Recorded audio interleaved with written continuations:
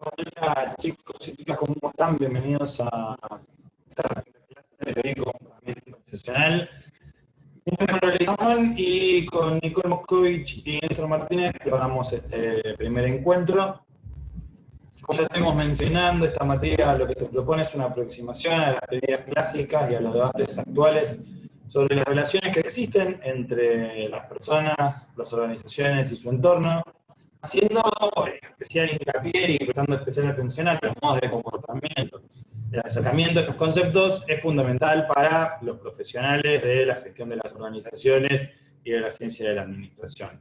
Sobre todo, actualmente, donde nuestra sociedad, que se asienta sobre un entramado de organizaciones sumamente complejo, presencia un cambio mucho más vertiginoso y rápido de las organizaciones, atravesado por la globalización, los procesos, los cambios en las comunicaciones, lo cual requiere que pongamos en práctica para poder realizar un análisis certero todos los elementos que están disponibles desde la mirada más amplia que se pueda para poder integrarlos.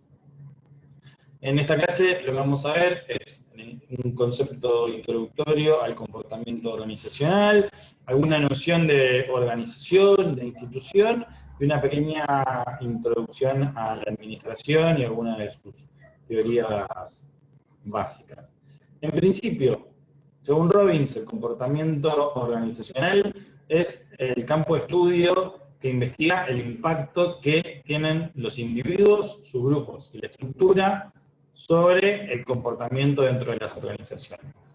El propósito que busca es aplicar dicho conocimiento para mejorar la efectividad y la eficiencia de estas organizaciones. Este campo de estudio se enfoca principalmente en tres determinantes fundamentales del comportamiento, que son los individuos, los grupos y la estructura, los cuales están presentes en todas las organizaciones. La finalidad, como ya mencionamos, es que estos tres factores se cohesionen de la mejor manera posible, se relacionen y se vinculen de la mejor manera para lograr un trabajo más eficaz y eficiente que potencie la organización. Por ende, el comportamiento organizacional es aplicable a organizaciones de todo tipo. Si bien muchos de los estudios están orientados a las situaciones del ámbito laboral y analizan poniendo énfasis en los puestos de trabajo, el ausentismo, la relación personal, la productividad y el desempeño humano.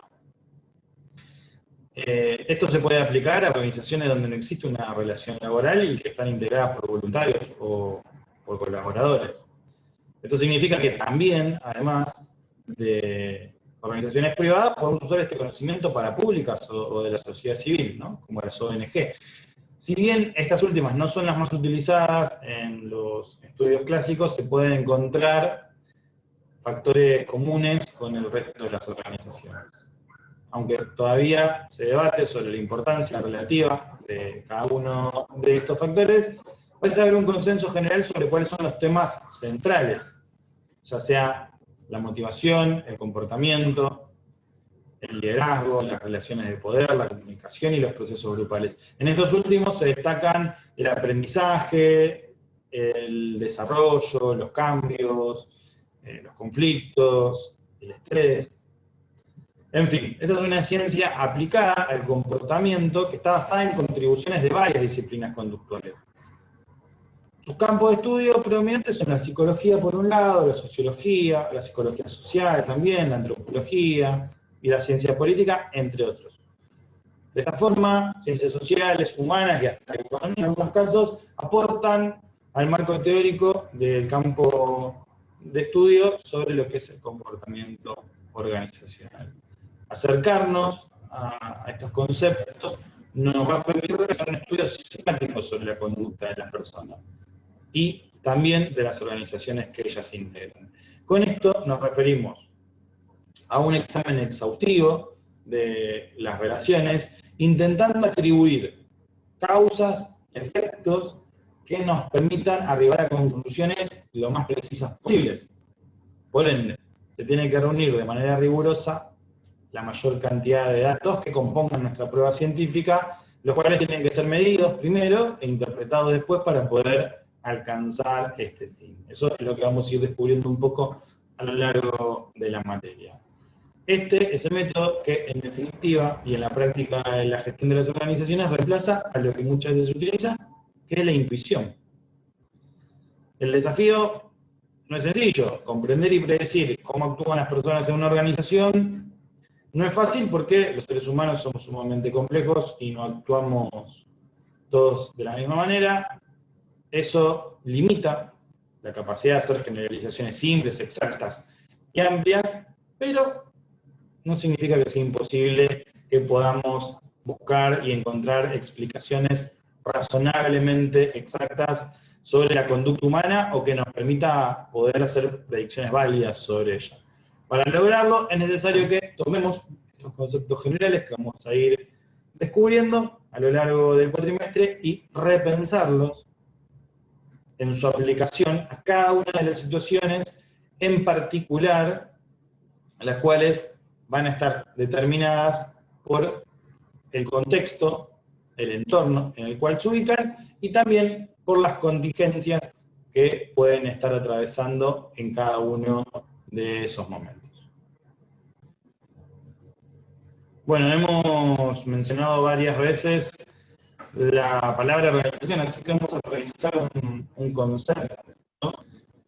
Porque nosotros tenemos cuenta de qué son las organizaciones y para definirla queremos recurrir a Quijano de Arana, que propone que son formaciones sociales complejas y plurales, compuestas por individuos y grupos con límites relativamente fijos e identificables, que constituyen un sistema de roles coordinado mediante un sistema de autoridad y comunicación y articulado por un sistema de significados compartidos, ¿no?, en este caso entre todos los miembros, en orden a la integración del sistema y a la consecución de objetivos y fines. Estos fines, o el modo de conseguirlos, no son siempre aceptados por todos los miembros y eso implica que tienen que ser negociados o impuestos, en el peor de los casos, lo que permite entender a la organización como una coalición de poderes que están en lucha.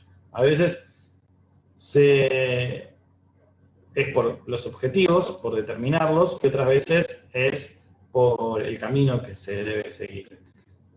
Las organizaciones, por ende, son de duración relativamente estable y continua, y son formaciones sociales que están inmersas en un medio ambiente y que se mantienen en diálogo con otras organizaciones sobre las cuales se influyen. Es una definición bastante amplia que la elegimos justamente porque contiene todas las aristas que representan a la organización, pero vamos a ir desmenuzándola, vamos a ir analizándola un poquito por partes. Esto quiere decir que las organizaciones son grupos de personas, en principio, ¿sí?, que se vinculan entre sí para alcanzar un objetivo común. Y que para desarrollar dichas tareas que nos llevan a ese objetivo, se organizan. Y se organizan mediante una arquitectura, mediante una estructura. Esta estructura se apoya en diferentes tecnologías, pueden ser herramientas, pueden ser técnicas, que le permiten hacer las tareas de la mejor manera posible. Lo cual sucede en un contexto determinado, ya sea un tiempo o un espacio, en un momento de la historia y también en un lugar físico, que condiciona también a la organización. Dicho esto, dentro de este concepto podemos identificar 4 elementos que son fundamentales de cualquier organización y que se convierten en factores que terminan influyendo en el comportamiento organizacional.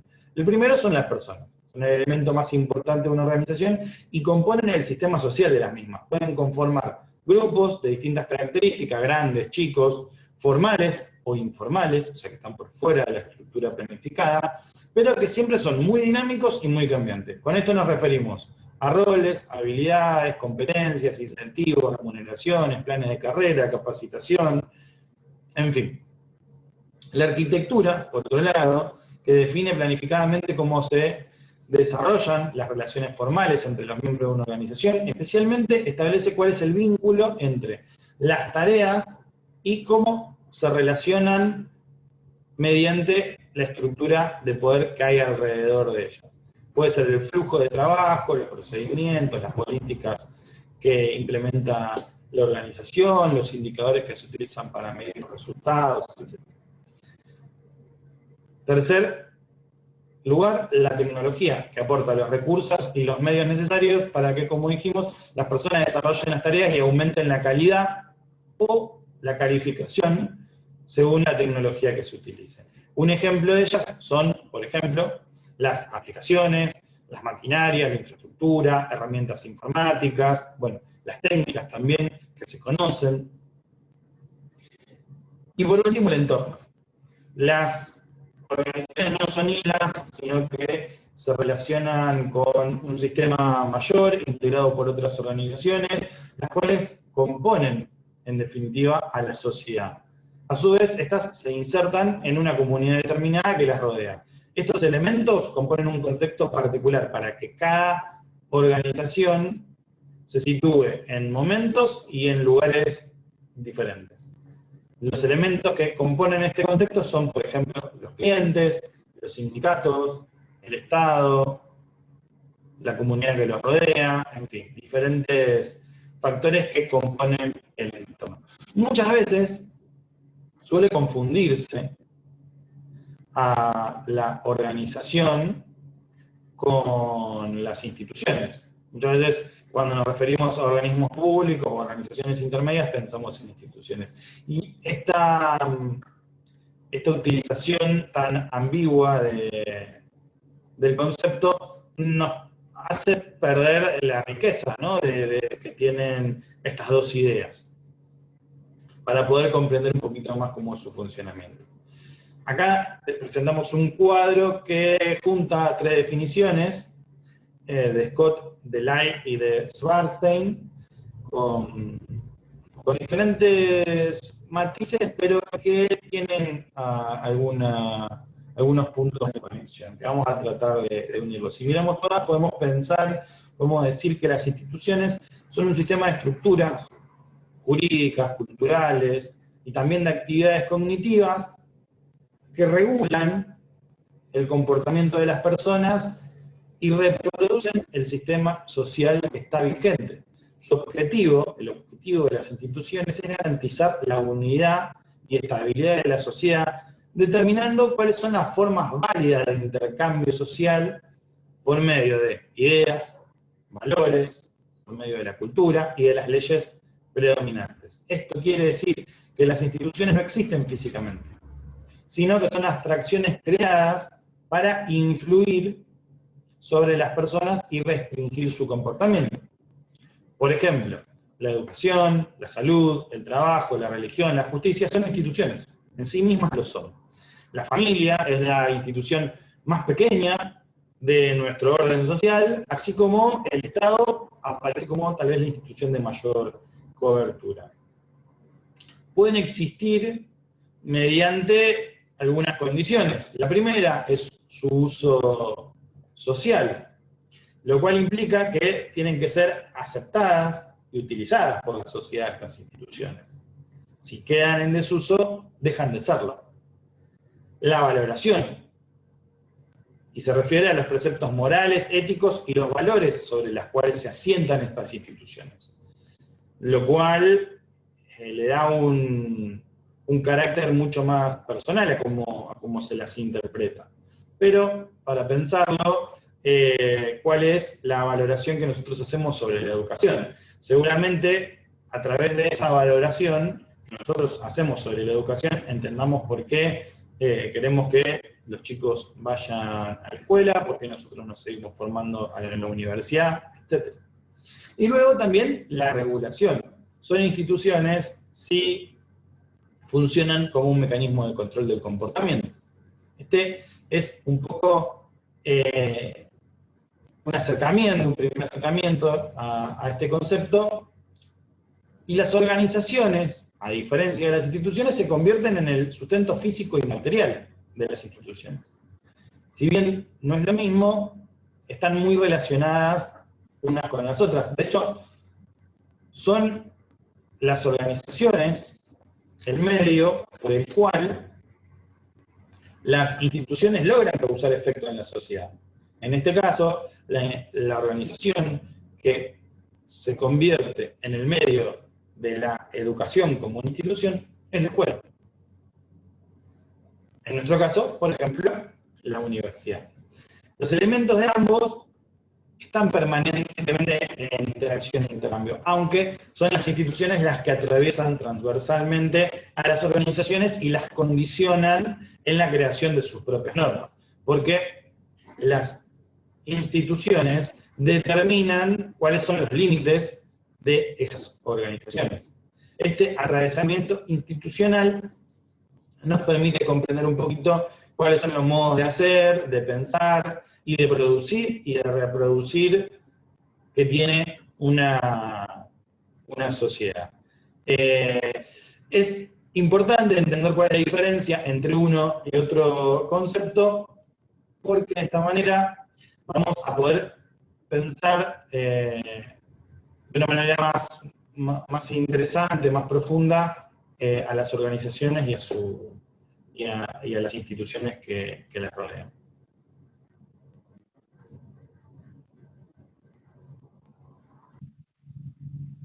Entonces, podemos decir que las organizaciones son el soporte material de las instituciones, son el medio por el cual las instituciones causan efectos sobre las personas, su canal, son un componente vital de la dinámica social, son elementos que interactúan y que permanecen en constante cambio con su entorno y con las instituciones, por las cuales están atravesadas verticalmente y que condicionan a las organizaciones a través de las instituciones a la hora de crear sus propias normas. Una chapita para pensar algunas condiciones de las instituciones tiene que ver con el concepto de instituido e instituyente. Instituido es aquello que se encuentra establecido, que compone un orden social y que se sustenta, ya sea en normas o en valores que están arraigados. Una institución está instituida, justamente.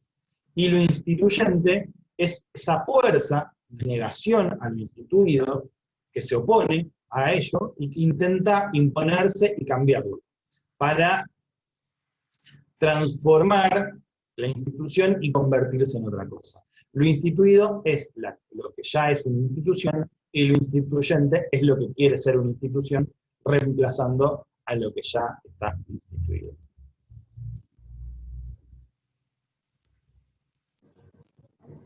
Ahora bien, para finalizar, vamos a hacer una pequeña aproximación al concepto de administración, el cual se fue transformando a lo largo de la historia y que fue tratado por diferentes autores. Una definición actual que podemos ofrecer es que es el proceso de crear, diseñar y mantener un ambiente en el que se espera que las personas alcancen con eficiencia y eficacia las metas seleccionadas.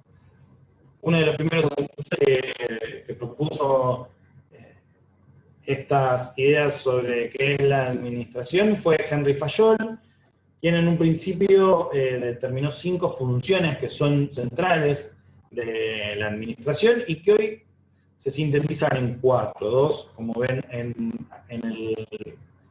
la filmina, se han unificado. La primera es la planificación, que consiste en determinar metas y señalar cuáles son los medios por los que se van a alcanzar. El diseño, que se refiere a la estructura de la organización e implica organizar y determinar las tareas que deben realizarse, teniendo en cuenta quiénes van a hacerlas, cómo se van a agrupar y cuál es la cadena de mando para la toma de decisiones. Por otro lado, la dirección, que como dijimos, junta lo que era mandar y coordinar para Fayol, y justamente implica que se puedan coordinar el trabajo de las personas, motivando a los miembros, eligiendo sus actividades, eligiendo los mejores medios para comunicarse entre ellos y resolviendo los conflictos que puedan ir surgiendo. Por otro lado, y por último, tenemos el control, que es la supervisión del desempeño de la organización, comparando las metas que establecieron en un principio y determinando cuál es el ajuste o desajuste que pueden tener, intentando de que, si es que hay mucho corrimiento de lo que se planteó en un principio, puedan volver al camino que se había pensado principalmente. A modo de presentación, les compartimos un breve resumen sobre las teorías básicas de la administración. Primero, ya hemos mencionado la teoría clásica de Fayol, tiene una perspectiva estructuralista y su enfoque organizacional se centra exclusivamente en la organización formal, como un conjunto de órganos, de cargos, de tareas. Concibe al hombre como un homus economicus que se interesa por percibir una remuneración a cambio de su trabajo y que busca la máxima eficiencia.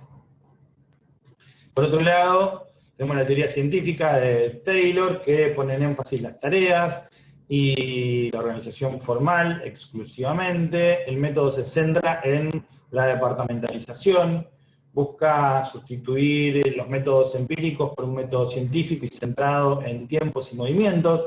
Sus principales aportaciones son los principios básicos de la administración, como la planeación, la preparación, el control y la ejecución. El propósito de esta teoría es aumentar la eficiencia empresarial a través del incremento de la producción por medio de incentivos que se ven reflejados en la remuneración como premios a la producción.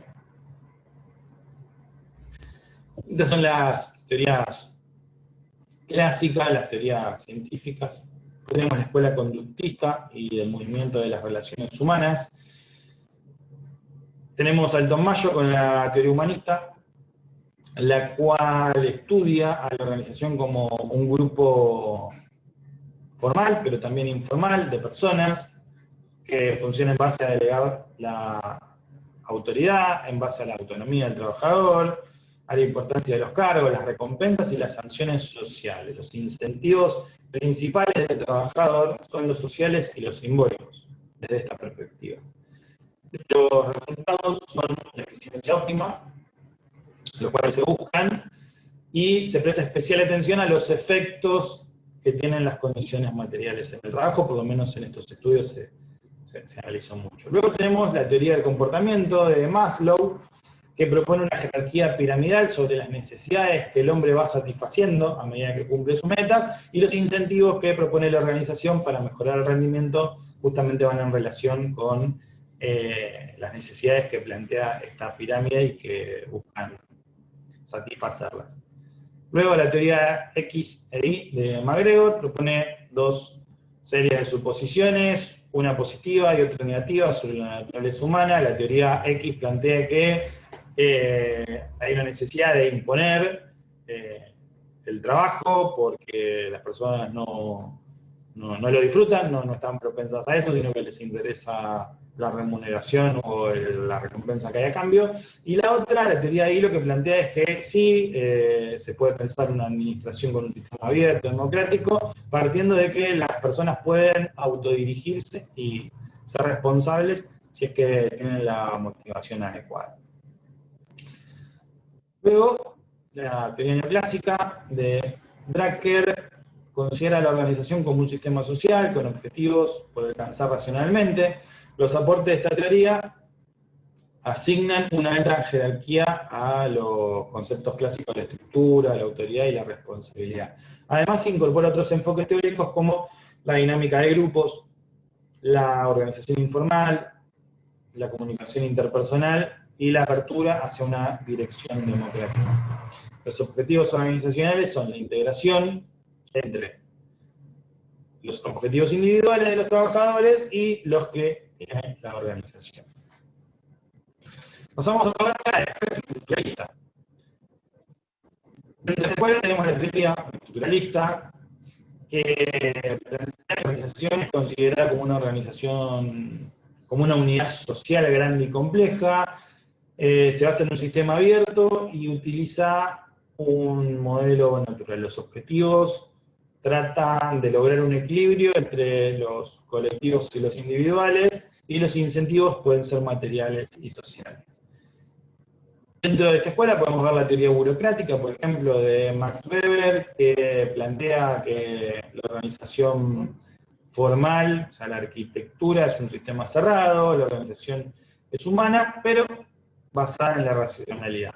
La organización funciona con una serie de normas y reglamentos, con una división del trabajo, la cual vuelve más impersonales las relaciones, la jerarquía, y se rutinizan los procedimientos. El énfasis está puesto en la planeación y en el control, y en el establecimiento de tipos de sociedades y autoridades.